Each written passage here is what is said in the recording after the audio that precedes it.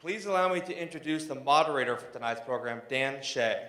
Dan is the Managing Director and Head of Private Equity Coverage for BDO Capital Partners. And since I trust you can all read, I'll let you read his bio in the program tonight. Dan will be providing a 10-minute overview of the current state of the capital markets and then bring up tonight's panelists for a little conversation. Dan?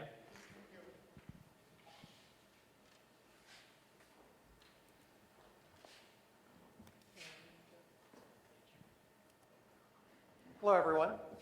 My name is Dan Shea, and I'm honored to be here. This is really a cool event, and we encourage participation, so if you have any questions, happy to answer them. Probably best to hold off until the end for most of it, because we'll have a Q&A session at the end. But to start the presentation, we'd like to just kind of set the landscape. What's really going on in the M&A market today, and that'll be a good precursor to our panelists talking about their real-life experiences in the buying and selling and raising capital for businesses. So with that, can we go to 3? The M&A market right now is really alive and well, and thankfully so, because it wasn't the case a few years ago. And what I want to do is I want to just start by saying what are some of the overriding drivers that make for a healthy landscape for M&A. And clearly economic considerations are key. It amazes me when I work with clients because clients have such a myopic view of their business. They're deep into the weeds, but it's amazing how much economic things influence their broad strategic decision making. So just a simple chart about GDP growth. Thankfully, what we have is we have some significant growth in recent quarters in GDP. It was over 4% in Q3 and over 3% in Q4. Q4 is still not completely in the books, but overall, that's about a 3.7% growth rate for the second half of the current or last calendar year, when it was down into the low ones previous to that. So business owners are looking at this data amongst other things. They're taking a look at their own financial performance, and they're saying, hey, you know what? It's a good time to be a buyer. And to a lesser extent, people who own businesses are saying it's a good time to be a seller. And what we're seeing on survey after survey is business owners, CEOs, CFOs, COOs are saying, we're going to get into the buying and selling of businesses.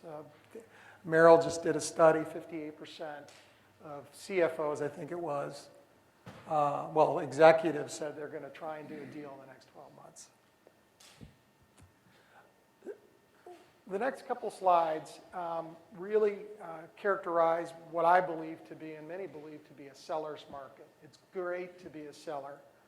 We did a quick little study recently where we looked at the excess cash just on public company balance sheets in the United States. And over time, the average public company balance sheet had about 4.7% of its assets in cash. It's now up into the low mid-fives. So there's about $300 billion worth of excess cash in public company balance sheets. It either needs to be given back or invested in some way, and a good chunk of that is going into M&A. Private equity, similar deal. The private equity community has raised and is currently sitting on nearly $500 billion in capital it needs to put to work. So you combine the $500 billion with the $300 billion in excess cash on public company balance sheets, and there's close to $1 trillion in equity capital sitting out in the marketplace right now. And then, private equity people buy businesses typically with leverage. And so what's the lending community saying with respect to M&A? There's a number of really talented bankers in the room. Happy to hear from them as the night goes on. But what we're seeing is that the lending community is open to doing M&A. In the lower middle market, they're lending on average 3.5 times EBITDA on LBO private equity deals. And this simple chart shows that size matters in the lending community. So on the lower end, a transaction 10 to 25 million you might get the average is 3.1 times EBITDA in leverage funding, whereas you get a little higher up and it dips into the fours. So I'm saying this is seller's market because there's a tremendous amount of capital out there that's earmarked for M&A. What's interesting about it is in the last calendar year, deal volume went down by something like 20, 30%, depending upon what sector you were looking at. And that is incredibly disheartening to the buyers. Buyers are out there with cash falling through their pockets, and they're like, I want to buy a business, and we're not getting enough deal flow done, or deals done. There's a couple reasons that we can point to why that is. One has to do with the fact that in this time period, 2009 to 2013, there were two periods where capital gains taxes were set to expire. And one was at the end of 2010, and we saw a spike in activity at the end of 2010. It went up, deal volume went up by like 50% in the fourth quarter as people rushed to get their deals done. Same darn thing happened at the end of 2012, or 2012. People rushed to get their deals done because the capital gains tax went up January 1. And what happened this year, this past year, 13, was a lot of the deals were pulled forward. There was a tremendous amount of activity to get those deals done, which meant for a real slow start in 13. The other reason that I can point to, by the way, for the dip was just doubtful feelings about the economy among business owners, which seems to be abated. And if you're in my business, in the deal business, you're seeing pipelines filling now. So we're expecting a rather attractive and active 2014. We're often asked in this business, what are people paying for companies? And so I thought I'd put up a chart here. Hopefully most of the people in the room are familiar with EBITDA multiples. Very common way that businesses are valued. It's very basic, but it's very common. And this shows you what the average, key to stress average. You know, we've done deals in double digits, and we've done deals at 3 times. But these are average numbers based on size currently in the marketplace. Just a quick comment on this, and we should move off it, but there is still a premium that business buyers are paying for good quality companies. There's this gap that naturally forms. If you've got a company that's higher growth, if you've got a company that's got better margins, you're going to get a higher multiple. And this is just a quick little study that GF Data did to show that in the first half of 2013, the quality premium was about 12%. We're also often asked, what are the multiples in my industry? So I offer you this. These are averages again, and you can see that clearly technology and healthcare are shining stars. Manufacturing has been hovering at about high 5s to 6 times EBITDA for 10, 15 years. Nothing new there. But just to give you a little flavor of what the valuation market looks like on average. And these are just the summary bullet points. Again, the economy is supportive. I personally am fearful of the amount of debt out there, but the economy is supportive. Most people in the deal business currently are saying we're looking at least 12 months, maybe 16, 18, maybe 24 months of smooth sailing and growth in the number of deals. There's plenty of capital. Corporations, private equity, lenders, very active and want to get involved in M&A. And again, we see deal volume picking up. And valuations, by the way, are picking up as well. As we go along, people are paying more for these companies, and they're paying more because there's just not enough out there right now to buy. It's classic economics 101. With that, we'd like to start the panel. So I'd invite up Ed and Frank.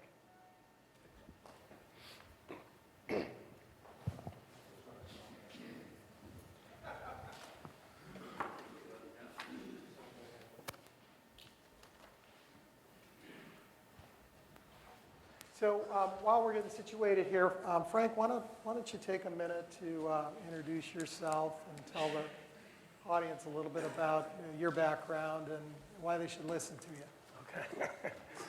Okay. My name's Frank Helstab, as you know. I've been in the investment banking world since 1984, so this is my 30th year. I've been responsible personally for probably 70 deals. 4 of them we took IPOs public. From film colorization, we colorized Turner's Library, to magnetic resonance companies that were mobile, that we hooked up with hospitals that couldn't afford it. So my range is all over the place. What I'm dedicated to now, though, is the Institute for Strategic Development, which is an educational company to educate the business owners on what the real world is, not his perceived world. The statistics out there are terrible. 3 out of 4 of all business owners that sell their business get a fraction of what it's actually worth. That's crazy. 30 years in the business, you blew out your marriage, you blew out your home, you made the business successful, and the last deal you do, you don't do it right, and you leave millions on the table. So our crusade is just to show you what M&A best practices is, and what it really is a composite of human resource best practices, management's best practices. You can't get around best practices. And I hope that tonight's back and forth will put you on the right path. Thank you. I thought my 25 deals was significant. I pale in comparison. I'm the third. So my name is Ed Lake. Good evening, everybody here. Nice to see friendly faces. Nice to do an event in San Diego as opposed to snowy or cold Chicago or Boston or New York. So it's always nice to have an event in our backyard. So I ran corporate development and M&A for a local public company called Kratos. In full disclosure, I left Kratos at the end of December. I'm off trying to figure out what my next adventure will be. I've been very fortunate for the past 25, 30 years to have been able to find gainful, enjoyable employment here in San Diego. Like many of you, we make a quality of life choice, and that's what we've chosen. And when I go back east, I tell people, we don't have weather, we have climate, and that's why I'm staying here. As I said, I've done about 25 transactions, mostly on the buy side. I've done a few public offerings. I've done several pipes. I've done everything from CFO to COO to president to a chief cook and bottle washer. So I'm looking forward to the discussion tonight. I've done a few of these panels locally, and I'm going to try as best I can to shy away from theory and bring up some anecdotal stories. I'm sure you guys all have your stories as well. So looking forward to the evening, and thank you for coming. I suppose I should tell you a little bit about my background before we get started here. First about BDO. BDO is the 5th largest accounting and consultancy firm in the world. All manner of accounting and consulting and tax work. Interesting, unknown, we've got about 1,100 offices in over 100 cities across the globe. And a little known fact I've come to find out about BDO and the public is that no one really knows we have an investment bank. We've got about 300 to 400 people across the globe buying and selling businesses, and I happen to work here in Southern California doing just that. And I've actually done about 75 deals. In fact, I think I closed my 75th deal last month. So between the 3 of us, we've got 175 deals or so. You can add another 100 for supervising deals, too. There you go. So Question is, how much did you leave on the table, Frank? Not much. Well, and that's why you're here. So, I'd like to start off by asking Frank a question. And by the way, we're going to attack this in 3 segments. We're going to talk first about what companies do in advance of considering a sale. And then we're going to segue into a second segment where what to think about while you're going through it. And then last but not least, afterwards. What's it all about afterwards? And so with that, let's just stick to the first segment, preparing for a sale. Frank, what do owners need to think about as they build their company with a view to an eventual sale? Well, if you're approaching it from a sales aspect, let me start out with a question. Business owners out there, how many of you have strategic exit plans? Show of hands. That's the first thing that you should do. I was asked earlier by Dan when someone should start planning for the exit, and I have a pat answer. When you incorporate. When you incorporate. Yet we get time and time again, a business owner will say, well, I don't want to sell for another 5 years. Well, then you should have started before already. Because you got to look at what the buyer is buying. The buyer wants to buy your company. He wants to buy your management team. So there's a lot of things that go into play. Are you ready for sale? And the more ready you are, the more you employ M&A best practices, you're ready at any time. And that's how you should run your business. You should run your business like you could sell it tomorrow. Because you never know. Carpe diem. Seize the day. Well, you never know when that opportunity's coming. So if you're not ready for it, it already passed you. Because here's one thing you're guaranteed on the buy side, and I'm sure Ed will get into this. A buyer's never looking at one company. A buyer's looking at 3, 4, 5 companies at the same time. So the critical importance is to differentiate yourself from the other 4 that they're looking at. And the only way you do that is to have your I's dotted and your T's crossed, and you should start that when you incorporate. Excellent. And maybe you can expand on that and maybe drill down a little bit more to, as a buyer of businesses, what is it that you've always looked at as the attributes of a business that attract you as a buyer?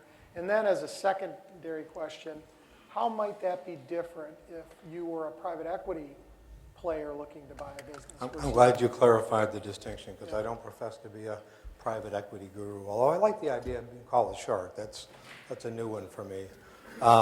If I could, I'd like to just maybe deviate from the question just a little bit. That's not allowed. Okay, so I'll do it anyways.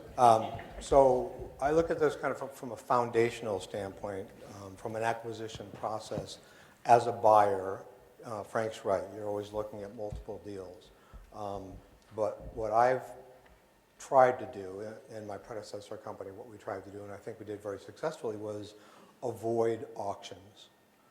They're time-consuming, they're distracting, they can take a lot of time, and I know he's going to shake his head because he wants to be in an auction, that's why I brought it up. I'm supposed to be the contentious one. And so one of the ways that we were successful in avoiding auctions, there's really 2 ways you can do it. One is you have established some sort of a relationship with the buyer, either through the board or through the management team, where you have maybe a little bit of an advantage over other buyers. An example of a situation I had with that was we wanted to buy a company in Northern California, and one of our businesses was a vertical supply chain supplier to that company. It provided electronic componentry. They had for years, and they had worked together with various government customers. So that relationship and leveraging off of that relationship allowed us to get into a position of exclusivity. So I know he's going to shake his head at all that stuff, and that's why I'm saying it, is that I always try and get into an exclusive situation as quickly as possible. Another way to get there for us and for what I've done in the past is with the investment bankers themselves. There are no shortage of bankers who want to bring you a deal as well as the capital to go do the deal. Now, there's a little more scrutiny on that activity these days, these staple deals where the banker gets a fee for providing the capital and also gets a fee for the M&A. But that's been a successful path for us as well. So that's my deviation. I'll come back to your question. So from an acquisition target standpoint, number one, it's obviously got to be in the whatever our strategic plan is. And so I come from a company with multiple divisions. Each division has its own strategy, its own channels, its own things that it wants to go after. So number one, the division president has to be a champion. If they're not a champion, nothing's going to happen. So as a seller, you want to find champions inside of a company, particularly bigger companies, because it will never get to the C level if there isn't a champion internally. Then it comes down to the fundamental things of what homework has the seller done in advance. Have they engaged somebody like a Frank, a good strategic transaction advisor, a good counsel, a good accounting firm? Are the records in good shape?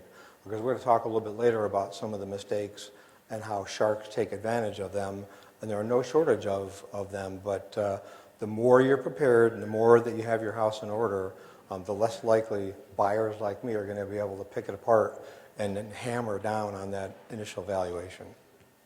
Would you buy a business that was pristine and had, as Frank says, dotted all the I's and crossed all the T's? In other words, well, even more than that, if it was perceived to be fully optimized?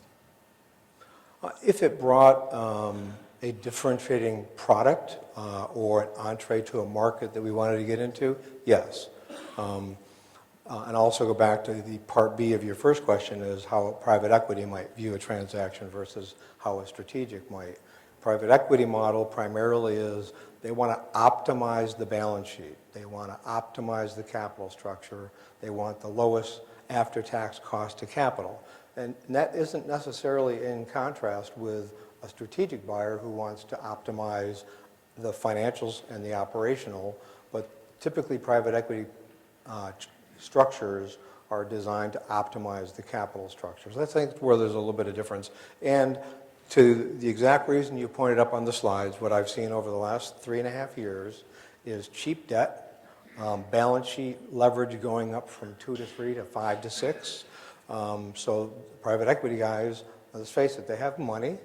They make fees when they deploy money. They don't make money when the money's sitting in the bank not being deployed. Number two, that's cheap debt. So they can go out and they can do a deal at 8x EBITDA that I would only do at 5x, and thank you very much, I'm going to pass. So, You know, I'd just like to add, and then I have a question for you, Frank.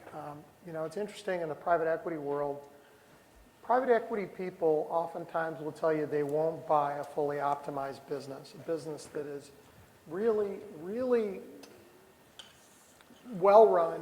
It's done everything right from an operations standpoint, a marketing standpoint, a product standpoint, a management team standpoint, especially if it's involved in an auction.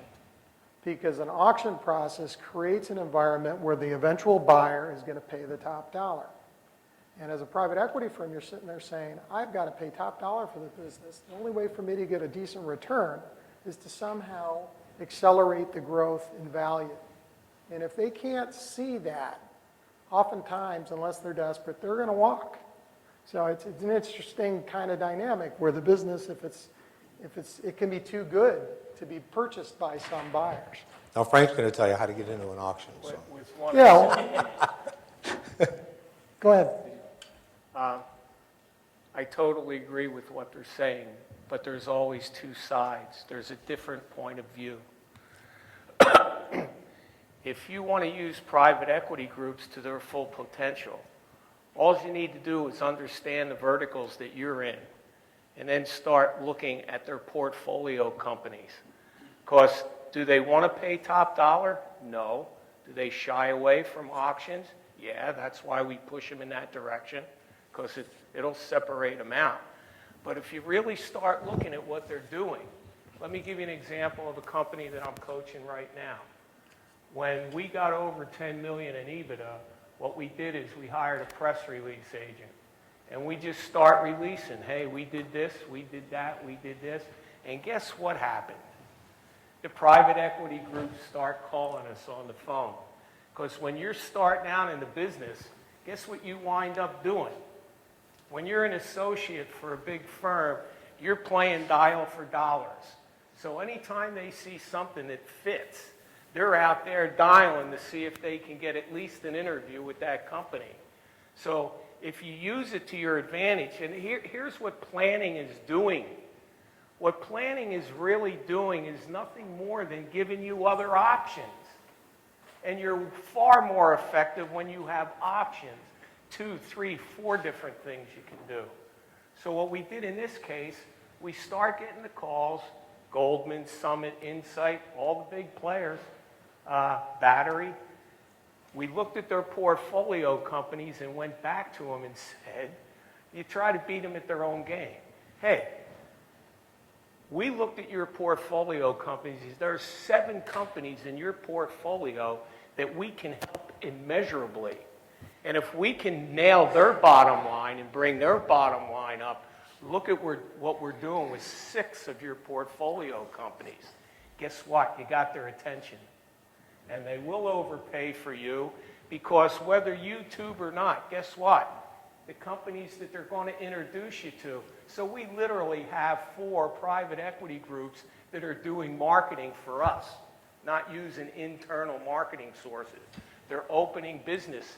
We say, hey, we know we can help you, and we're interviewing private equity firms because we want to know who can help us. So, Are you right involved in that process right now, or is there more to the story? Wow. To this day, we're still there. Super. So there's different ways to look at it, and I can't say this, I won't say it. So let me ask a follow-on then. Yeah. So you're describing a situation where you didn't really go to market. No. You hit 10 million, you hired a PR firm, I think you said, and through those activities, it created a lot of attention towards your company. Well, we started out, one of the shareholders, 3 shareholders in the company, one wanted to be bought out. That's how the whole thing started.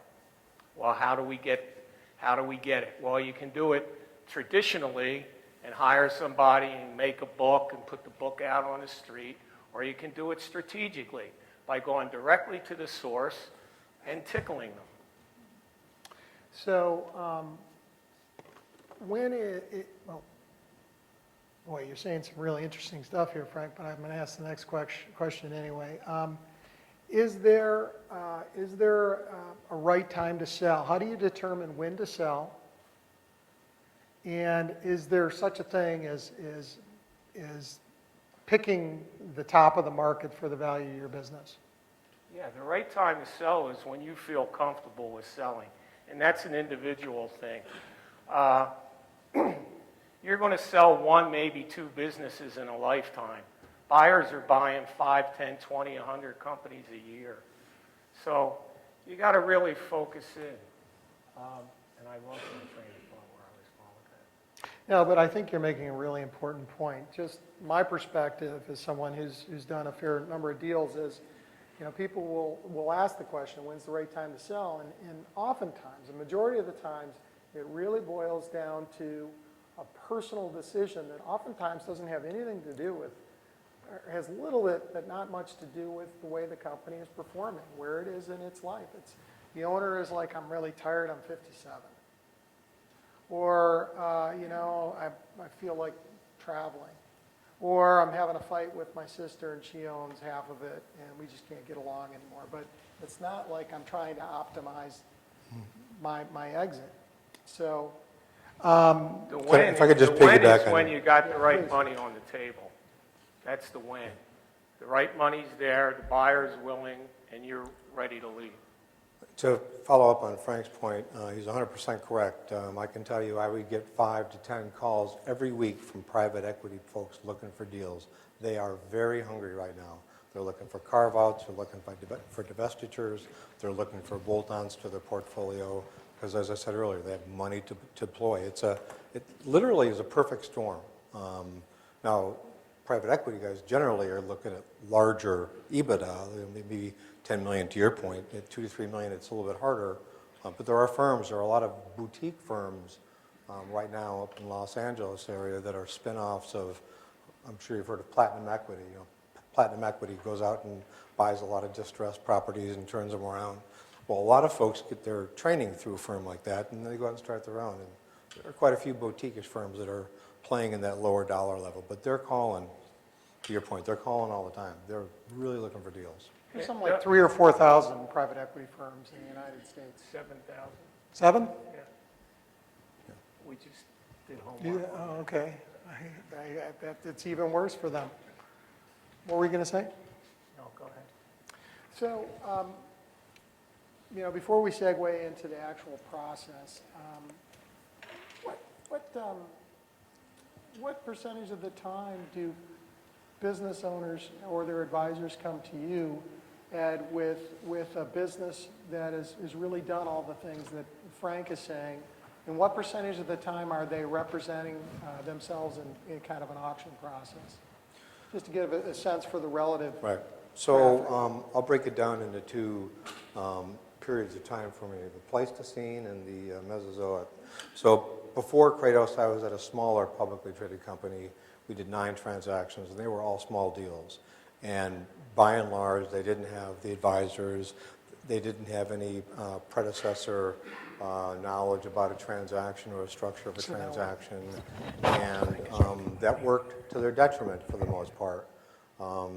And so those were companies that were often introduced to me or my CEO or the board through a friend of a friend. And, I'm in this bigger company, I want to be divested, I don't really like it there. Or we have this product that we think we can help you go win a contract with. And it was really more informal, far more informal. Being at a larger, so when we merged SYS into Kratos in 2008, SYS was about 70, 80 million. Kratos, which used to be Wireless Facilities, at the time was about 280, and we grew from 280 to $1 billion in 4.5 years. So as we started doing larger deals, what came with that was a more sophisticated seller. They typically had done their homework. They usually knew what the valuation ranges were, and they'd spent some time working internally on some processes and controls and accuracy of financials and timeliness of financials, because it's one of the things as a public company, you cannot afford to buy a company that's all screwed up, because pretty soon you can't put out a queue, you can't do your filings on time, and in fact, I know, I haven't personally done a deal this way, but I have colleagues who've done deals up in the Bay Area where they've said, we will give you price X for the business today, we'll give you price X plus some number if you do the following things in the next 6 months. Integrate your inventory in your accounting systems. Things like that make it easier for a public company to integrate, because if it's a mess, it's just not worth it for the CFO or the CEO to have to deal with it. So those two different periods of time brought different types of deals, and I'm shameful in saying I took full advantage of the companies that didn't have the full complement of knowledge, and we were able to extract some pretty good prices. They didn't have Frank. Well, the thing with that, a common mistake that a lot of business owners make, and I don't know if it's false pride or whatever, but it really will hurt your pocketbook to say, I built this company, I can sell it. Because what you're missing is, you're not just selling a company, you're entering into a whole new industry called M&A. It's an industry, and we've been doing things this way for over 100 years. We're not going to change because your perception's different. And both Dan and Ed brought up about team. You can't do this alone. If you look at smart money, whether it's a buy side or sell side, they do it with teams. One guy does this. In my livelihood, I structure and negotiate deals. That's about 20% of M&A. Who do you think does the other 80%? I mean, for a business owner to actually think that he can sell his company by himself is suicide. I can't sell a company by myself, and I've done a lot. Okay, so let's move on to that. You're a business owner. You've learned a lot from people like yourself and building your business, and you've decided, hey, you know what? It's time to sell. What are some of the first steps they make? What is the proper way? I know you gave a great example of the PR firm and whatnot, but say you were going to embark on a proactive effort to sell your business. In your view, 80% of the time, because there are always circumstances that would cause you to do something different than the norm. But what is typically the best way to go about starting that process? What do you do? What I teach my clients and the people that come to our seminars, we want you to look at the transaction the way the buyer looks at it, that's all. If you look at it the way the buyer's looking at it, you can be prepared to deal with him any way he's coming at you. But it still takes a lot of sitting down, dotting the I's and crossing the T's. So we try to give you a buyer's perspective, even in our seminars. And it's not just when are you going to sell. Do you ever think about this? What are you going to sell? Are you going to sell all of your company? That could be a very not a smart thing to do. What if you're selling it to somebody that strategically fits you like a silk glove, and just them in the picture is going to take you to the next level? Well, you might think about selling 80%. We've done deals like that, where people have actually made more on the 20 than the 80 that they originally sold. So it's not always a matter of when, it's a matter of what. And we'll get into how later. Well, I think we're there. Okay. Let's talk about how. Well, again, looking at the buyer's eyes, one of the most common mistakes that business owners make is they'll check these guys out, they'll do their due diligence, and what the buyer's looking for and wants from you guys is your last 5 years' financials. So you check him out, you do his banking references, his legal references, his CPA, the whole bit, and you say, wow, this guy's really for real. And you give him your financials. Wow, you're way behind the 8 ball. Way behind the 8 ball. Because the problem is, if you're a private company, how do you run your company? You're reducing profits to reduce taxes, right? Anybody in here, show of hands, it's not running a private company by reducing profits to reduce taxes. Okay, you're all doing it. You don't? Okay. You might want to start looking at doing that. Didn't mean to pick on. Okay. As long as there's a good reason. I mean, sometimes things make sense that way. So, you want to be able to neutralize the advantage, because here's the problem. If you give somebody your financials and you haven't done the recasting, does everybody in here understand what recasting is? It's the games that you play according to the Internal Revenue Code. Padded payroll, excessive compensation, running personal through business, all the things that business owners do. Well, that's affecting your bottom line. So the first thing that a private equity group's going to do, or a venture capital, or a public company, they're going to do recasting. Now, the whole issue is, if you're going to get the maximized value for your company, you want to be able to control as much of that as you can. And I guarantee you, if the buyer does or the private equity group, but if the buy side recasts your financials, they're not going to be complimentary to you. Okay? And just to give you an idea,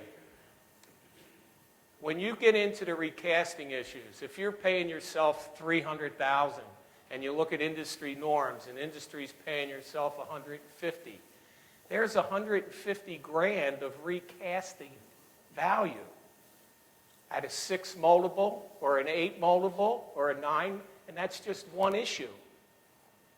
And you've got issues on your P&L and you've got issues on your balance sheet that are going to affect that. So you want to do the recasting. Because the one thing you don't want to do, who likes being average? We're always talking about average EBITDA. Well, if the average is 7, that means somebody sold at 20 and somebody sold at 3. So you want to get on the 20, which is actually how the auction started, and that's a whole other story. I have to chuckle to myself, not that I chuckle at anything you said, because I see so many deals where it's, gee, we really weren't trying to make money, and the EBITDA add backs are like, 2 pages long of everything to add back to normalized EBITDA. And I will tell you, as a buyer, every time I see that, forces me to look even harder at the numbers, which I should do. Right? A PE guy will do, and a VC person will do, guy or gal. But it's true, it happens all the time. I get teasers all the time, and if you've been advised by a transactional person, whether it's an accounting firm or a counsel, they tell you to do that, and you should do it. I'm not telling you not to do it. I'm just chuckling because I've seen so many of them, and I just go, are you kidding me? Really, come on now. Yeah, it can get a little crazy when you're adding back the kitchen sink. Yeah. Tell us, Ed,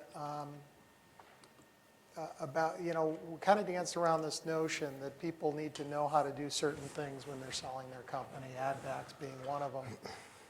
Do you as a buyer like it when, forget about the auction process, that's a whole other piece of this, but do you like it when a potential seller comes to you that has some smart representation that packages the story up for you so that you can analyze it, or do you prefer, for your own advantage, to go at it with someone who's just presenting you the raw business, i.e., you call them up and they say, we want to sell to you, and you say, send us 3 years. You've got a standard little list, right? 3 years of financial statements, current budget. Which way do you prefer to operate? It's not really binary. I can't say it's one or the other, Yeah. but I can tell you about both. When somebody brings a deal to me that's put together well and packaged, then I typically default quickly to a discussion of what are your seller's expectations from a valuation standpoint. Because that tells me they've done the homework, they've told the buyer, they've given the buyer a list of comparable deals over the last 7,000 years, so they know every deal that ever took place. And so the first thing I try and ferret out is, if typical deals are 5 to 7 EBITDA, if your company wants 12, then we're pretty much done talking. So the nice thing about that is it's easy to get to that fairly quickly.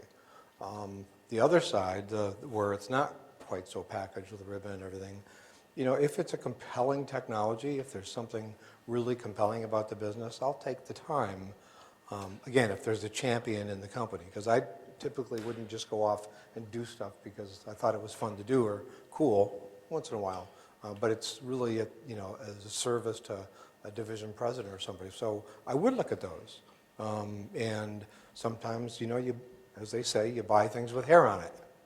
So odd contrast for me. Is that a situation where you had to kind of bring the opportunity in and then understand it well enough to talk to someone that would be champion, or did you get a lot of deal flow from the champion? No, I would always spend upfront time making it presentable to somebody in a division and say, so here's this company, here's what they do, but I would package it in such a way. So there would be work done in advance to make it look more presentable and put it in a better light, because if I think it's got some value, I want to at least present it to somebody, or otherwise I lose credibility internally.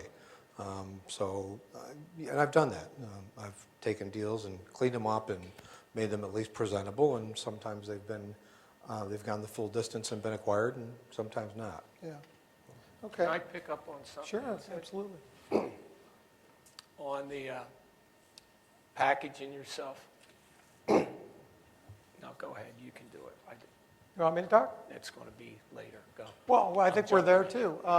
We've talked about a number of concepts, and hopefully this is of interest so far to the audience. We've talked about a buyer having a lot of different options to buy other businesses. We've also talked about having advisors help package your business. I'd just like to say that, a couple things. One is that most businesses sell. A lot of people will come to us and say, you know what, I'm going to pass this on to my kids. I'm here to tell you that a majority of businesses, that doesn't happen. So if you're going to sell your business at some point in time, you need to create options for yourself. And the way to do that, even if there's like as you say, the silk glove fit, the silk glove fit might not have a champion inside of it. True. The silk glove fit might be consuming a deal right now. And you want to sell right now, but they're too busy, or they're looking at something else. So I would say you're going to, as much as the buyers in the market don't like to participate in auctions, you need to create, whether it's a limited auction or a broad auction, you need to create options for yourself. How does one go about doing that? What kind of advisors do they need to be at the table? They need you, clearly. but who else is involved and what is the typical process so our audience can understand what they should be thinking about possibly going through? You mean in picking a private equity firm or? No, not the buyer. You're picking your team. Now, how important is management? What does management Totally. do? They're buying management. And the one thing that'll wreck a price tag quicker than anything on this planet is for a business owner to get in there and start the I, me. Because the more you use first person, whether you're trying to get investment dollars for capital raise or whether you're trying to sell, when you use the I and the me's, what you're really telling the investor or the buyer is, you're not buying the company, you're buying me. I am the company. Now, two things happen when that happens. You're going to get an employment contract, and you're going to have a long tail to it. Because if he's buying you, he's going to want you in that game for 24, 36, 48 months. So when you're thinking that you want to retire in 2 years, and you got plenty of time to do it, you got to start thinking about the tail that you're going to wind up with, A, and B, buyers are going to try to get you to sign an employment contract, and most business owners do. And for a lot of you guys, that is a real big mistake, because in my experience, and I can only speak from my experience, entrepreneurs make terrible employees. Terrible employees. I'd just like to add that, these folks who show up at these meetings with the buyer and say, I, not only need to not say that, but they need to make sure that it isn't just them that they're buying. Pass the baton. Because these guys over here are smart buyers, and they're going to figure it out. So let me just turn, do you have a comment, or should I Go right ask ahead. a question? So as the buyer, and I'm speaking from experience, but I don't know if this is common, and so I'd like you to react to it. Sometimes the buyer looks at a situation and says, I don't really need those key people. I got key people. Is that ever valid from your experience? Maybe there's someone out here who says, here's the example, and it's the exception. But how important are those people, and which people? So it's a good question, and there are, I can give you some examples of both. Please. So I bought a company in Walterboro, South Carolina, with a guy who had started a couple of companies, and he was kind of the king of Walterboro. He didn't like using purchase orders. He didn't like paper documentation for much of anything. And I told our division that when we bought these guys, it was a headache waiting to happen. It was a good transaction. They had a good product line. The product line fit in, but our good friend in Walterboro lasted all of about 3 months because he just couldn't operate in a company that needed controls. A couple of comments. So typically, I haven't in the past bought companies with the intention of sending the founders to go sit on the beach and drink, fruity margaritas. I mean, you want key people there. However, having said that, buying public companies is a different issue.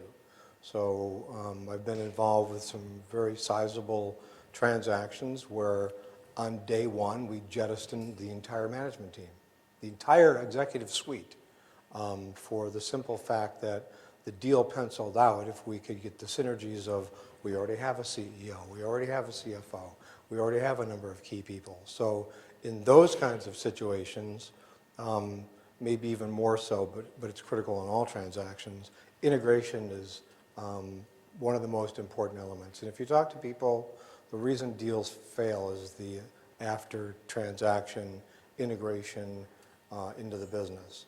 So in that particular case, I had the pleasure of flying back to Baltimore every week for 6 months and helping the division president integrate that business into his division. So we've done both, and I've seen both. And I do agree with Frank. I think that the management, the founder or the CEO needs to present a team, a management team. When I'm buying, I want to see there's a team. And we will go to no shortage of lengths to find out who the weak link is in that team. There are a lot of ways to do it without going through background checks. So I can guarantee you we're going to be looking in the cupboard, behind the cupboard, under the cupboard, over the cupboard, to find out everything we can about the management team. And when you have a good management team and they're able to execute and execute inside of the buyer, it's a beautiful thing. But it doesn't come without problems. So for a private equity buyer, the team is almost always critical because they're not going to sit there once they buy it and run the company. Well, what's happening now in the private equity groups, when these guys came out and started playing, and it's been a whole decade since they passed public companies as the '1 acquirer of middle market companies. It's the private equity groups that are the big players. And the strategics, they've got some resources to bear, human capital to bear on an acquisition, but typically those people are overworked already. So management is critical to the deal. What's happened in private equity, they built these platforms 10, 15 years ago. And the game that's being played now is the exact game that I prefaced the company that I'm coaching. You want to get in there in the private equity group and show them that you're adding pieces to their puzzle. They're all add-ons. They're paying more for add-ons. Where they were paying, say, a 7 multiple before, they'll pay a 10 for that same company. So that's what we were doing. We were just turning their game around and playing it with them. Hey, if we're an add-on, let's see who you're really adding us on to. We think there's 7 companies just in your portfolio that we can help. So just to be clear, and I apologize for dumbing this down, but just to be clear, we've presented this as we've got strategic buyers, we've got financial buyers, but there really is a hybrid in there. That's the financial buyer who owns a business in your industry. And that's what Frank is talking about. They'll go out and they'll add on. And in fact, when deal volume, as we presented earlier, went way down, private equity guys couldn't find new platform businesses to buy that were their first foray into that industry, or at least they didn't have a business in that industry at this point. They may have had one and sold it. And so they turned to add-ons, and they said to their management teams, go out and find add-ons, smaller businesses to buy that are synergistic. And that was the source of a lot of the deal volume in 13, and it really has been consistently, historically, in the recent decade at least. So Ed, let's talk about valuation, and I'd like to ask you both. In the process, and let's just assume a business is being smartly marketed, you're interested in it. As a buyer, when, you said you like to tie them up in exclusivity, when does valuation come into the discussion?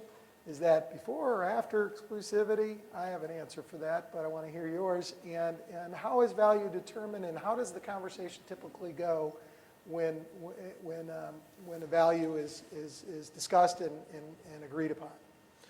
Well, believe it or not, I've seen everything from cocktail napkin valuations.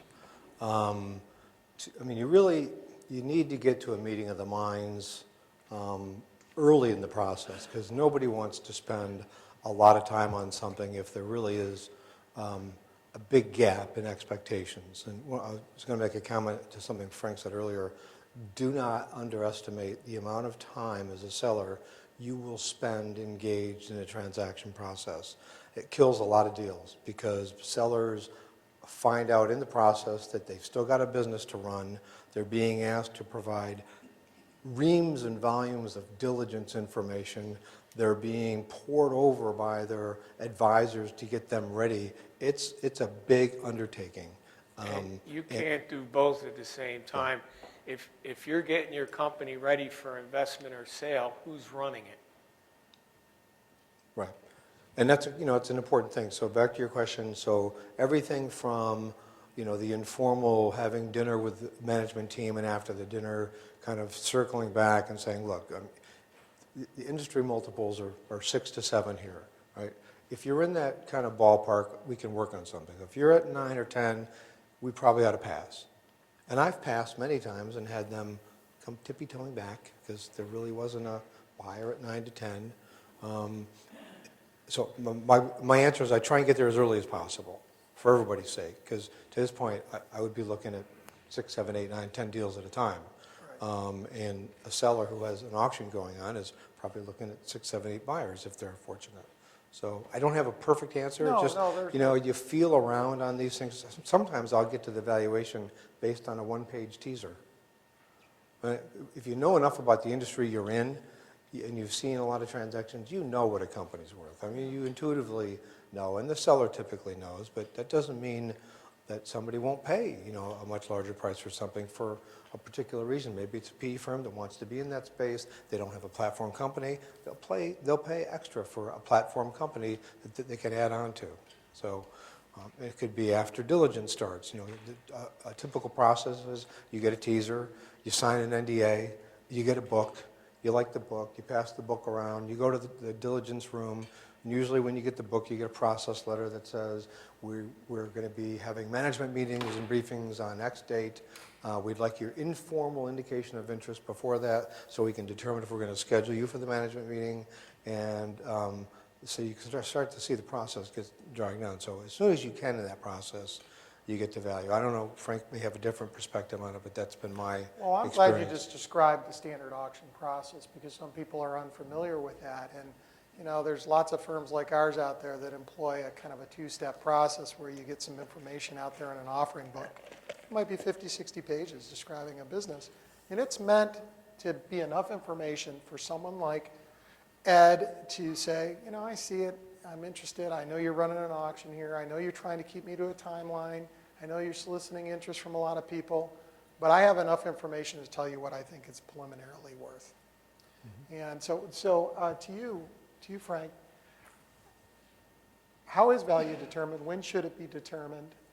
And do you like to get to it quickly? Yeah.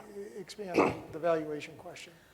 We have a valuation we do before we go prospecting, obviously. From the sell side, it's used a little differently. What we use the valuation for is to put us in the ballpark. What should we be asking? What's the industry doing? Do you put a price out there before you've even heard from the market? We go external. If you Google valuations, you will get worldwide 3,300,000 hits. So a valuation is really a commodity. So who do you use? Well, if you Go ahead. no, if you look at what an evaluation is, it's nothing more than a defendable argument. So it really matters to have a BDO or somebody substantial behind that. So, and if you're dealing with anybody, there's only two kinds of arguments that you can have. A defendable argument, which is okay, or an irrefutable argument, which you really want to get to. If you don't have either one of those, don't even get involved. You're just wasting everybody's time. So what I wanted to just say is that, you know, a lot of business owners will come to me and say, what should we ask for our business? I would say, you're not going to ask anything. You're going to make a market and let the market decide.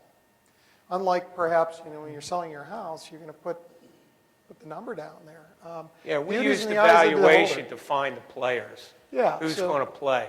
We don't use it as the number. The valuation's only giving you a range anyway. It's putting you in the ballpark. Yeah. And just for what it's worth, when we're talking to prospective clients, we'll want to talk about valuation just to see whether or not there's a reasonable expectation. And I imagine that serves you well too, because you don't want to go in there and think that, you know, I've got somebody that is in front of you that is not going to sell at any price that's reasonable.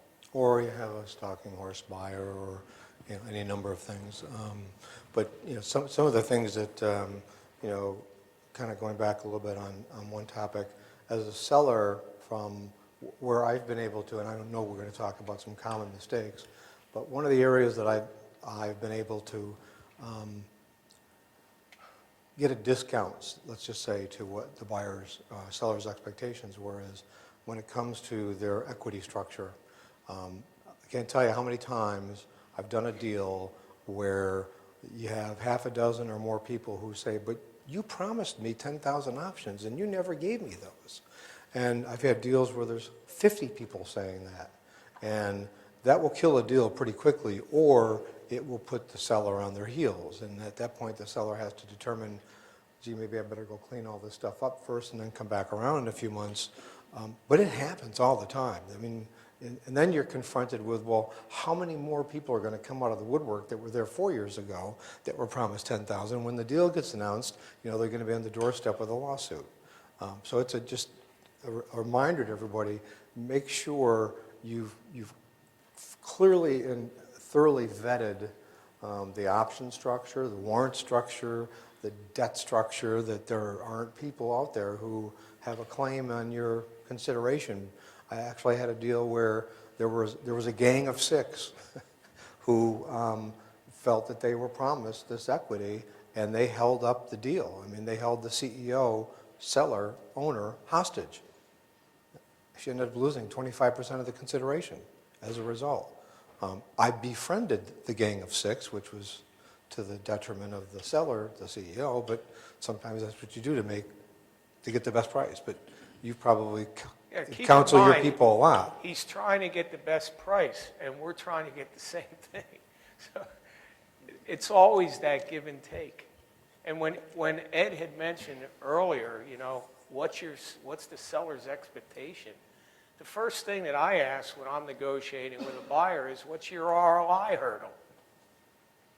Because then I have a real clear picture about what is the most I can get for that deal. And it either fits what we wanted or it doesn't, and we walk. Well, we got a lot, we could talk about this for a long time, but let's segue into the next and the last topic. But before we do that, or as part of that, have there been situations, Ed, where you have invested a ton of time and energy, you've got the champion inside of your company, you want to do the deal, but you've walked? And maybe you could share with us, if you have, what would cause you to do that? Assuming, you know, you've spent 3 months maybe doing due diligence, you have your lawyers going, your accountants. Have you walked? I have. And what I happened have. there? So it's, there are always unique situations. One had to do similarly with this issue of equity and ownership, because it just became so clear that the buyer was going to end up inheriting this problem.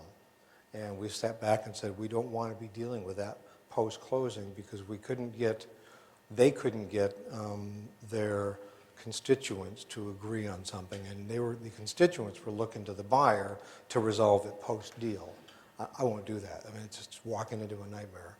Generally speaking, you know, we've had where I've been, different companies, a lot of success with getting to a close. If we sign a letter of intent, and if we're exclusive, to get to that point, we're 99% sure we're going to close once we get done with diligence. Now, I will tell you that I've had diligence situations where a multi-billion-dollar company was divesting a piece of business, and the operational folks who were putting together the financial information, the historic, the pro formas, didn't go back and scrub the balance sheet. And in the process of our diligence, we discovered a $500,000 problem on the balance sheet. What do you think we did to their purchase price? We took it down by 25%. You can't have those mistakes. They'll kill you. If you want to close the deal, you're going to get less of a price. Equity is a big issue when it comes to ownership, as I've mentioned, mistakes in the financial information, unsupportable pro formas with a bunch of wild-ass assumptions that aren't going to happen in a gazillion years. The more of that I see, the less interested I become in the credibility of the people. So you're right, you have to do your add-backs because they make sense. There are a lot of very legitimate add-backs, but you need to step back and say, are we really representing what might happen? Because what's going to happen, the way I've done a lot of deals is, you don't get 100% on day one. You might get 80%, and the rest of it you're going to get on earn-out.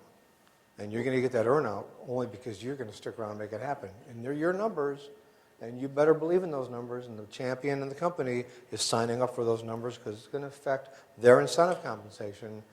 So everybody's tied into those numbers, so it's critical. Two little asides. On the letter of intent, buy side and sell side agree on this. You want to negotiate as absolute much as you can in that letter of intent.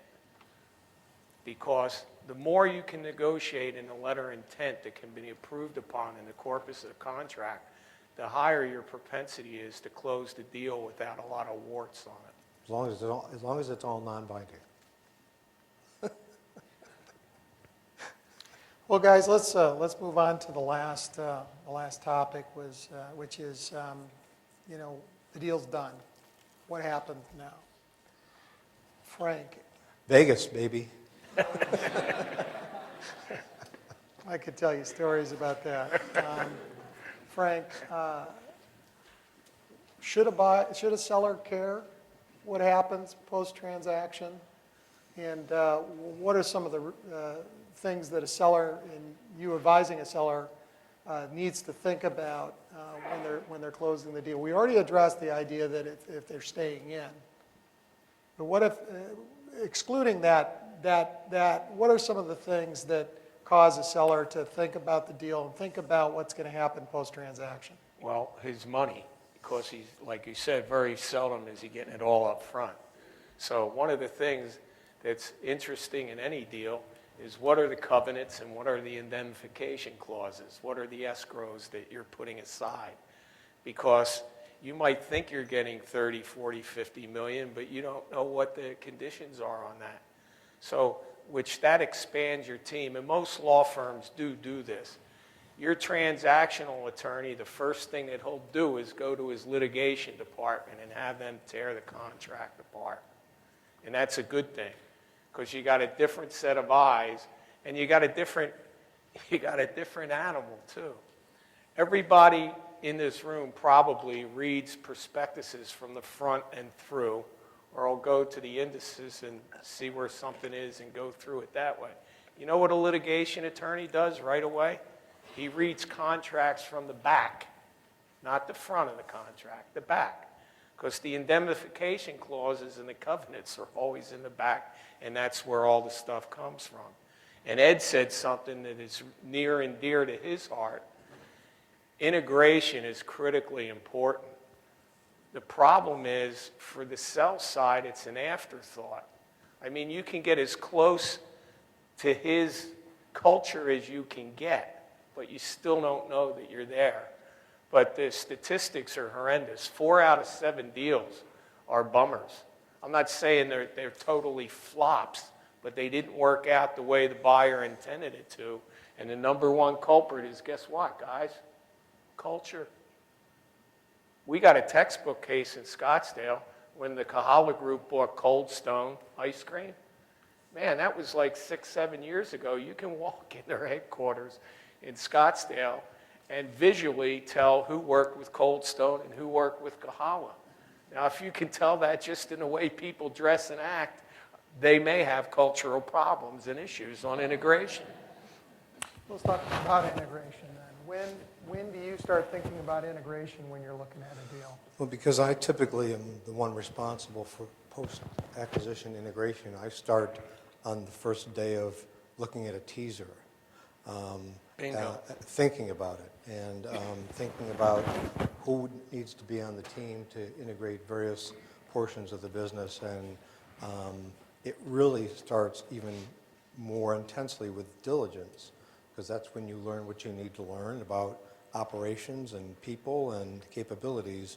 So I know it sounds trite, but I mean literally, first day of diligence is my first day of starting integration, and so thinking about who needs to be on the team, and the seller needs to be thinking about it too, for all the reasons Frank mentioned. It's not just the EBITDA earnout and all those considerations, it's the holdback, it's the escrow. You know, the thing that kills you most on escrows is working capital. Working capital adjustments is one of the hardest things to negotiate, because there are 7,000 definitions of working capital, and there's no GAAP definition of working capital. It doesn't exist. So, you know, whoever decides what the working capital is going to be comprised of, how it's going to be calculated, that's where 90% of post-closing battles take place, is on the working capital. There's not usually typically fraud issues. If there's a fraud issue, then you got a whole different kettle of fish. So integration starts for me early in the process, and it usually takes 6 months to a year to really complete an integration. No matter how well culturally aligned things are, you need three-quarters of, if you're public, at least three-quarters of operational results. Fortunately, you don't typically have to include that business in your SOX compliance in the first year, otherwise, you have bigger challenges. So it's a process that goes on for a long period of time. I would bring in a tax person, contracts person, facilities person, real estate person, and pretty much the same people on most deals. But you need a lot of cooperation. And you need Do you measure what actually happens in that year and a half against? No, what but the you- person I report to does. Yeah, so they're comparing I you, so you guarantee said you. this happened, that happened. that Yeah, kind yeah. of So typically we have a full integration roadmap, whether it's a PERT chart or some other kind of format that has, 1 to 100 or whatever number of things are, and this is supposed to happen on day 27, and this is supposed to happen on day 55, and yeah, absolutely. And it's monitored every week. There's a formal meeting. People have day-to-day responsibility for portions of it, but there's a full oversight on a weekly basis. Wow, okay, Can I add just one tidbit? sure. You asked when the deal's closed, should we still be involved? The deal is not done when you're spending the money. A lot of people think that. Your deal is not over until the statute of limitations has run on it, because you still have indemnifications, covenants, holdbacks, etc. And you're still wide open for lawsuit. And Ed had mentioned fraud. Don't even think about it. You got to be 1,000% truthful in everything you do, because if you get nailed on fraud, that changes litigation and everything else. That's why we go to law school for 3 years, so we can call triple damages treble damages. Same thing. It's 3 times. But you get a good faith thing against you, they're going after your throat, and it is treble or triple, depending on how you want to use it. Well, gang, I think we've covered what we wanted to cover. It's simple. You want to sell your company, just put a sign in the yard, with your phone number and a price, and that's all you need to do. No, I think we'll have crowd selling. That'll be Crowd selling, next. yeah. The kick-starting will be kick-stopping. Now I'd like to say that I'm going to trademark those, by the way. I'd like to say that I found this interesting. I hope you did too. There's so much more to it than what we covered. We touched upon management, we touched upon valuation, we touched upon process, we touched upon a lot of things. Obviously, we're here to answer any questions you have. Can I make like one final comment, if I could? Yeah. So when I was a young lad doing my first, it was actually a sell-side deal, and I was so focused and enamored on the purchase price. The purchase price and how quickly to get it in the bank account. And to Frank's point, I didn't have the knowledge at that time about escrows and holdbacks and representations and disclosure schedules, and so the shine of the purchase price diminished pretty rapidly once I realized all the other stuff that went with it. So don't get too enamored with a big price tag without looking at all the other parts of the deal, because to his point, they can kill a deal, they can kill you after the deal. Remember, if it's an escrow or if you haven't gotten the money yet, you got to go get it. And that's not easy because the buyer's not typically going to want to pay it out. I have a little story I think you'll find funny too. I was representing a company up in Sacramento. We were selling the company. We had the buyer. We made a market for the business. We had the buyer. We fully negotiated the deal. About 45 days before, and by the way, the seller was one of these III guys. And the interesting thing was, he really wasn't the guy anymore. He had passed it all on. But he did everything wrong from an optics standpoint. He was Mr. III, including 45 days before we thought the deal was going to close. He went in one day and packed up his office and took everything home.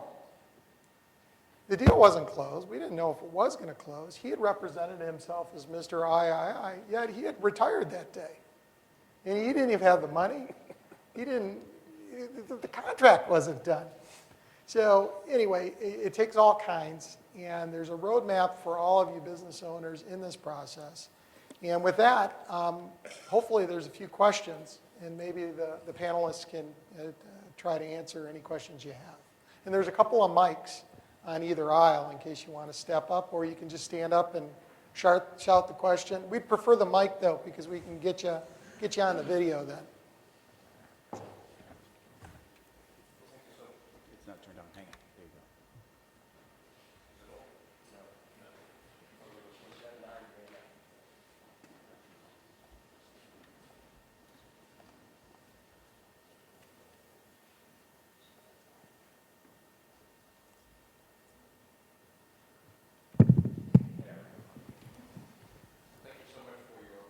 Presentation. My question is, in the end, apparently the integration is the most important part of the success of the deal. But most of the time you've been speaking about financials. So the minute you are going to decide or help in buying or selling a company, how much effort do you put in finding out about the culture or what the work processes are, what the climate is in the organization? Great question. You want to try and tackle that? Sure. Not surprisingly, it varies with the type of business. If you're buying a services company, then you're really focused on the people, how are they rewarded, how do they feel about the company and its capabilities. And usually I have smart people working with me from the divisions that do all that. I don't profess to know how the inner workings of every division. So on the other side, if it's a products business, all of our manufacturing people, product marketing people, they do just as much diligence as maybe I or my team might do on financial and legal, and our HR department, the HR people do a ton of diligence. We do background checks. So it's a full spectrum look at the business and how it operates. And there have been times where, our development team or manufacturing team uncovered some really significant problems with the way things were being produced, where supply chain. I mean, particularly in the aerospace and defense industry, counterfeit goods, counterfeit products are a real problem. And so there's a lot of work that's done on the supply chain and determining that stuff. So it's functional people are involved at all areas of the business, and they all do as much diligence in those as I might do in the others. Then we all come together, and everybody's got to say they sign up for integrating that piece of it. There's no thou shalt. It's yes, I can do it, or no, I can't, here's why. So that's typically how I've done it. My name is Kat Jennings, and I'm the CEO of a company called Tax Connections. And first I want to say you gentlemen have done a wonderful job this evening. I came up because I have a problem. And my problem is that my company, in the last, Tax Connections, in the last 15 months, I've gone from 100 people on the site a month to 700,000. And in 6 months, I expect there to be, 2 million people, visitors on the site. What we do, basically, what I've done, I was previously an internationally recognized tax headhunter for the Fortune 500 companies around the world. And I had over 1 million contacts, over 30 years in the business in tax. And I brought tax professionals from 75 countries on one platform in corporate, individual, law firms, enrolled agents, everything. I brought everybody on one platform. So I'm growing really fast, and my need right now is to find, because everybody has a problem with taxes, so my site's, I expect my site to continue to expand and excel at the rate that it is. But my problem is I'm so busy, as an entrepreneur, I have 6 people in the office, and I'm highly organized. I want to set up all these processes. And you're talking about setting up the processes, before a sale. And my intention is in 2 years, I'm going to sell. And so that's why I came tonight. I came tonight because I'm planning 2 years out. So what do I do when I have limited resources to build? Right now I'm going through conversion to mobile, and I'll have that completed in the next 90 days. and by the end of tax season, so be ready to bring everybody in, throw everybody through the funnel. And so how do I, with limited resources, how do I get organized, get the kind of, get set up the way you gentlemen are discussing? And I have one other problem. It's not a problem. I had 2 companies approach me for a licensing agreement because somebody told me, they said, well, maybe it's not your company, maybe it's the IP. So I'm like, what do I really have to sell? Am I selling this company in 2 years, or do I sell the IP? Those are my questions. Wow. Well, that's not enough information You have a lot of good for me to problems. even say I know, anything. I know. I'm grateful, I'm very grateful. No, I couldn't address that unless I sit down with you and look Okay. at everything. All right. Well, let me just say 2 quick comments on it. You can't, based on what you said, you can't afford not to invest the resources. Correct. Now, perhaps, and I think you'd agree with that, Yeah. perhaps you need to look outside your organization. And we'll loop in one other theme from tonight. Whatever you spend getting organized by bringing people in from the outside to help, smart people can help structure your business, cross the T's, dot the I's, it's an add back. One time for a specific purpose, has nothing to do with the profitability of the business, should not impact your valuation. Non-reoccurring extraordinary expense. But you need to, you owe it to yourself. You've obviously put a lot of energy and effort over many, many years to build your business. You've got to put your best foot forward and, prepare yourself. As far as the license versus selling the business, need more time with you. Okay, because that's Well, I what told me think the IP would be You very have valuable. I think you have the benefit of you're doing something in attracting people on a large volume to your site. So there are other people who've done that, maybe not in tax, but there are other people who have done that. And I would suggest trying to find somebody who's been See, that's the added intimately advantage. involved. No one's done it in tax. They've done it in AVA with Right, that's lawyers. my point. Yeah, I'm the That's my first point. one, I'm leading. But people yeah. have built rapidly growing websites that attract thousands and millions of people in a short period of time for other reasons. But the fundamental concepts and controls are the same. So correct. whether it's tax or buying frisbees, at the end of the day, you've attracted a large base of people to your site. So now what do you do with them? How do you manage the back end? How do you deal with the data? All that kind of stuff. There are people who've done that in different fields. So I would try and look for somebody who's got expertise in that. The one problem that you have if you're looking at licensing, though, that you really have to put the money behind, okay? You might think you're licensing, but it might be a franchise. And if you look like a duck, quack like a duck, and walk like a duck, you're a franchise. So you got to make sure that what you're doing and thinking that you're licensing is not a franchise scenario. Sir? Yeah, hi, Joe Badano here. My question is about multiple optimization, and when you're looking at certain buyers, there's clearly your trailing 12 months, which is going to be the anchor for your valuation. But how much energy do you put into the synergy side, and then how do you move the value created by the synergy, which in principle belongs to the buyer, over to the seller side?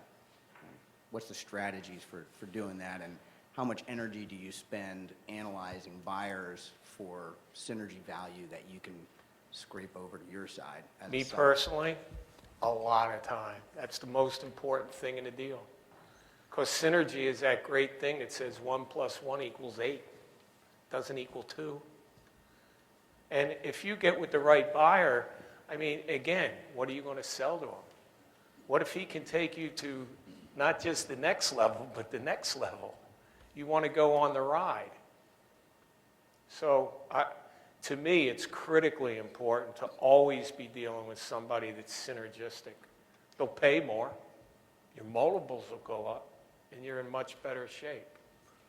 I think you're talking about somebody being able to help accelerate the seller's growth as part of the transaction. Well, yeah, you have a certain value as a standalone entity, but Right. then you have clearly a second value when you can pull the synergies out. And then from a buyer's perspective, I got to believe that's a clear ability to pay more does that affect your mindset? You're monetizing that synergy that you bring, and that as a result of the two being together and growing your business as a multiplier.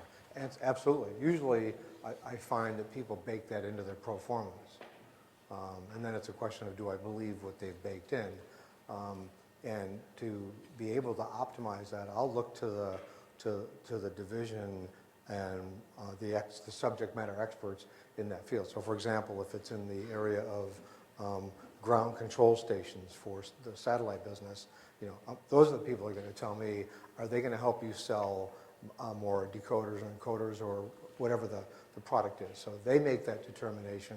And then we do factor that in the price. And sometimes we've done something where we've learned in the process that there are ancillary benefits we hadn't thought about that the seller has brought to our attention, and I've paid more.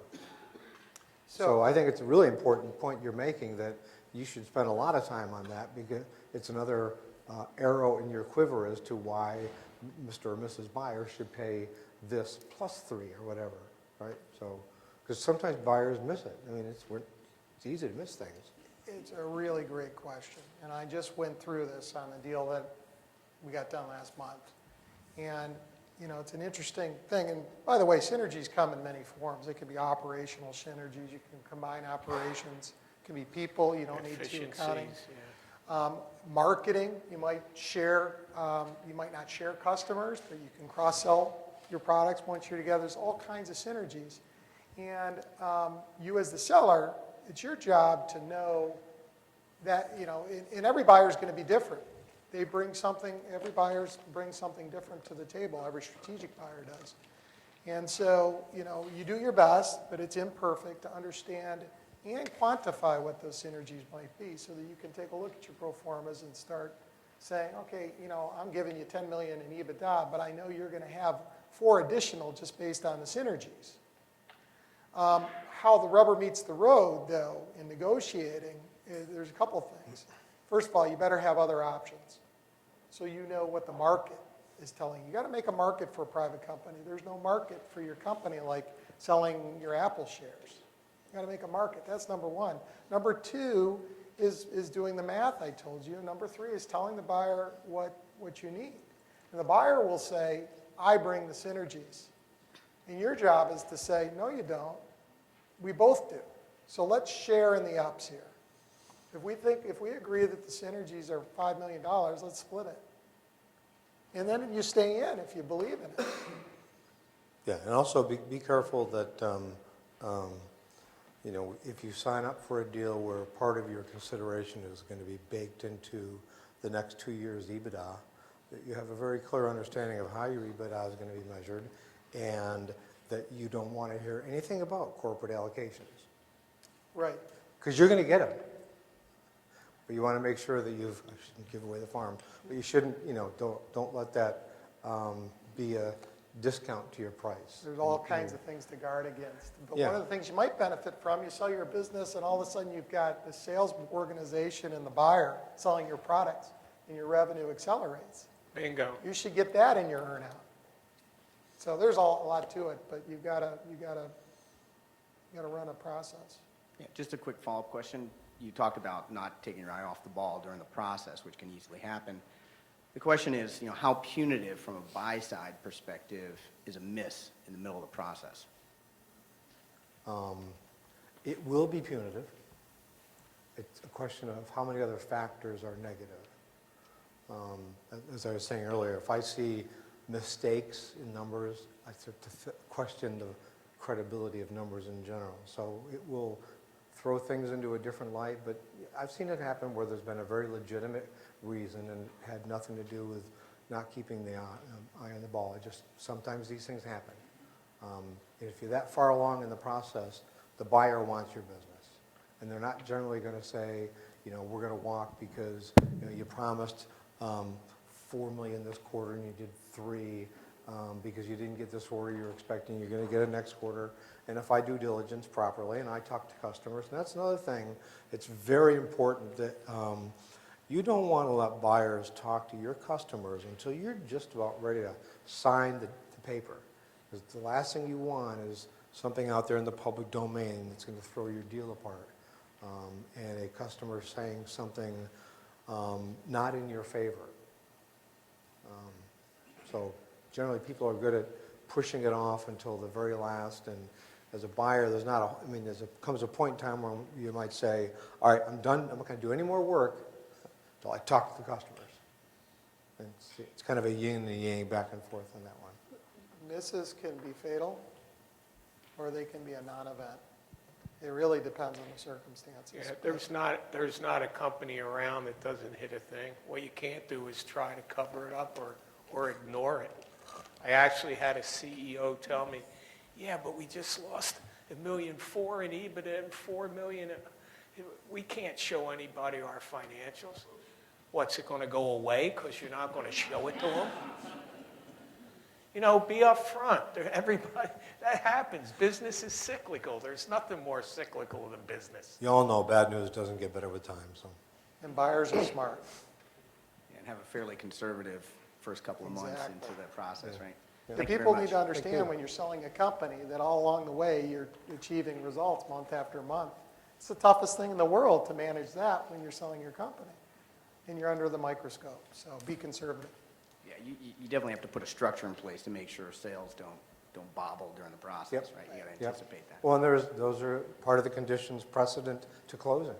You know, those are right in the contract, and the buyer's going to say, hey, if your business tanks, I can walk. Right? And also, you know, how the business is run during that period. I think we have time for one more. Afternoon, gentlemen. I'm Mary Jo Abney. I represent the MBA program at National University, as well as my husband and I recently opened our own business. So we're very young, less than 6 months old, and we're barely scratching the surface. And right now, we are building our own business strategy, where we're going to be 5 years from now, even just 2 years from now when we're done with school. My question is, you mentioned that for every business, they need to run like they're going to sell. And it's important for a business to build a strategic exit plan, even where they're not going to exit at that moment. When would you say for a young business like myself would be a great time? What's that target point in a business to be able to say, okay, let's go ahead and build this strategy? Now. I still stand by my first statement, when you incorporate. Okay. It can never be too soon. Now, that strategy might change over time, though, Oh, right? yeah. It's going to Yeah. change, but You're not setting goals, you're setting a direction. That's all you're doing. You know the yellow brick road, you want to be able to follow it. Are you going to stray from time to time? Absolutely, positively. Okay. But everything's got to be flexible, but you have to keep moving in that direction. So parallel planning. Yes. Great. Thank you. She took good notes. You better watch it. good luck to you. Well, I think we're about done. Brian wants to come up and say a few things, and then we'll adjourn. Thank you both, or thank you all. It was a very intriguing conversation. I hope the audience enjoyed it. Jeff?